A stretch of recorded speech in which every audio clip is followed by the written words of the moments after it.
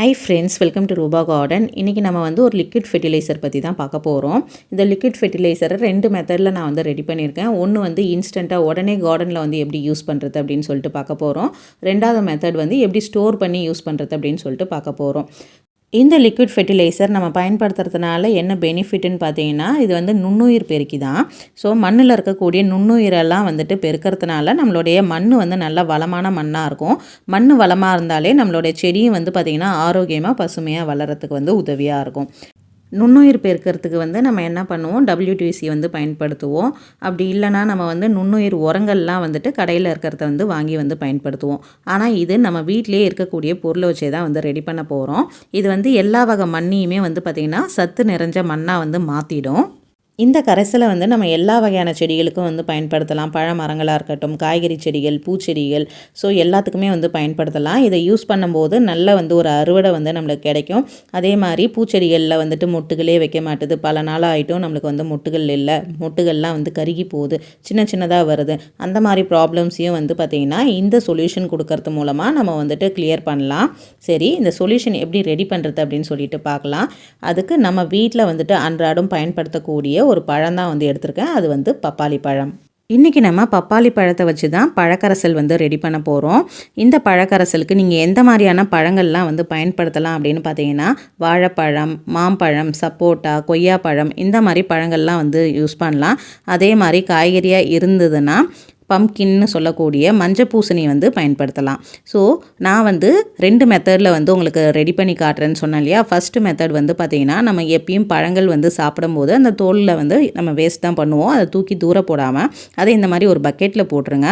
போட்டுட்டு அது கூட கொஞ்சமாக வெல்லம் சேர்த்து ஒரு 5 லிட்டர் தண்ணி சேர்த்து ஒரு 2 நாள் புளிக்க விட்டுருங்க.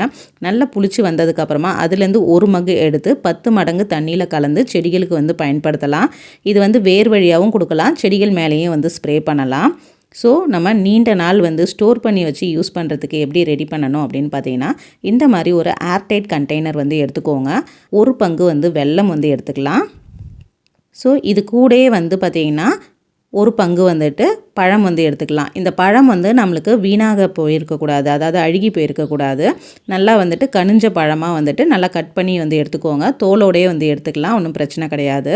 ஸோ இதை எடுத்து அந்த ஏர்டைட் கண்டெய்னரில் போட்டு நல்லா கை வச்சு பிசைஞ்சு விடணும். ஸோ நல்லா அந்த பழம் அந்த வெல்லமும் பழமும் நல்லா குழஞ்ச மாதிரி வந்துடணும். தண்ணி மிக்ஸ் பண்ணக்கூடாது. இதே மெத்தடில் தான் நம்மளுக்கு ஈயம் கரைசல் விவசாய நிலங்களுக்கு பயன்படுத்துவாங்க. ஈயம்க்கு என்னென்ன பயன்படுத்துவாங்கன்னு பார்த்தீங்கன்னா, பப்பாளி பழம், அதுக்கப்புறம் மஞ்சள் பூசணி, வாழைப்பழம், இது மூணுத்தையும் சம அளவு எடுத்துட்டு அதுக்கு ஈக்குவலான அளவு வெல்லம் சேர்த்து இதே மாதிரி ஸ்டோர் பண்ணி வைப்பாங்க. ஈயம்னா என்ன அப்படின்னு பார்த்தீங்கன்னா, எஃபெக்டிவ் மைக்ரோ ஆர்கானிசம். இது மண்ணில் இருக்கக்கூடிய நுண்ணுயிரெல்லாம் நம்மளுக்கு பெருக்கி கொடுக்கும். செடிகள் வளமாக இருக்கிறதுக்கு இது ஹெல்ப் பண்ணும். ஸோ நம்ம இப்போ ரெடி பண்ணிட்டோம். இதை நல்லா டைட் க்ளோஸ் பண்ணி 20லேருந்து 25 நாள் வரைக்கும் நம்ம இதை வச்சுருக்கலாம். வச்சுருந்துட்டு அப்புறமா எடுத்து நம்ம இதை ஒரு 30 ml 1 லிட்டர் தண்ணிக்கு கலந்துட்டு நம்ம செடிகள் மேலே ஸ்ப்ரேயும் பண்ணலாம். அதே மாதிரி செடிகள் வேர் பகுதிக்கும் கொடுக்கலாம். ஸோ இது பார்த்திங்கன்னா நல்ல ஜாம் மாதிரி மாறிடும், நல்ல வாசமாக இருக்கும். ஒரு பேட் ஸ்மெல்லாம் வராது. இந்த மாதிரி வாசம் வர ஆரம்பித்தாலே நம்மளுக்கு ரெடி ஆகிடுச்சின்னு அர்த்தம். அப்போ நம்ம எல்லா செடிகளுக்கும் இதை பயன்படுத்திட்டு வரலாம். எந்த நேரத்தில் இதை பயன்படுத்தணும்னு பார்த்தீங்கன்னா, காலை நேரத்தில் பயன்படுத்திட்டிங்கன்னா 6லேருந்து 8:30க்குள்ளே செடிகளுக்கு கொடுத்துடணும். மாலை நேரம்னா 4லேருந்து 6:30க்குள்ளே செடிகளுக்கு பயன்படுத்திடணும். வேர் வழியாகவும் கொடுக்கலாம், அதே மாதிரி செடிகள் மேலேயும் ஸ்ப்ரே பண்ணலாம். ஒரு 10 நாளுக்கு ஒரு தடவை கொடுத்தாலே போதும். இந்த கரைசலை நம்ம ரெடி பண்ணும்போது வீக்லி ஒரு தடவை எடுத்து நல்லா குலுக்கி விடணும். குலுக்கி விட்டுட்டு எடுத்து வச்சாலே போதும். நம்மளுக்கு சீக்கிரமாகவே இந்த பழக்கரைசல் ரெடி ஆகிடும். இந்த கரைசல் நான் ரெடி பண்ணி பார்த்திங்கன்னா 2 வீக்ஸ் தான் ஆகுது. இது இன்னுமே நல்லா நொதிக்கணும். ஸோ அதுக்கு முன்னாடியே உங்களுக்கு நான் எப்படி யூஸ் பண்ணணும் அப்படின்னு சொல்லிட்டு காட்டியிருக்கேன். இந்த மாதிரி 1 லிட்டர் தண்ணி எடுத்துகிட்டு அதில் 30 ml மட்டும் கலந்துட்டு நம்ம எல்லா வகை செடிகளுக்கும் பயன்படுத்தலாம். ஸோ இது நல்லா நொதிச்சதுக்கப்புறமா பார்த்திங்கன்னா நல்லா ஒரு பஞ்சாமிர்தம்லாம் எப்படி இருக்கும் அந்த மாதிரி கலரில் மாறி போயிடும். என்னோட வீடியோ டெஃபினட்டாக உங்களுக்கு யூஸ்ஃபுல்லான வகையில் இருந்திருக்கும்னு நினைக்கிறேன்.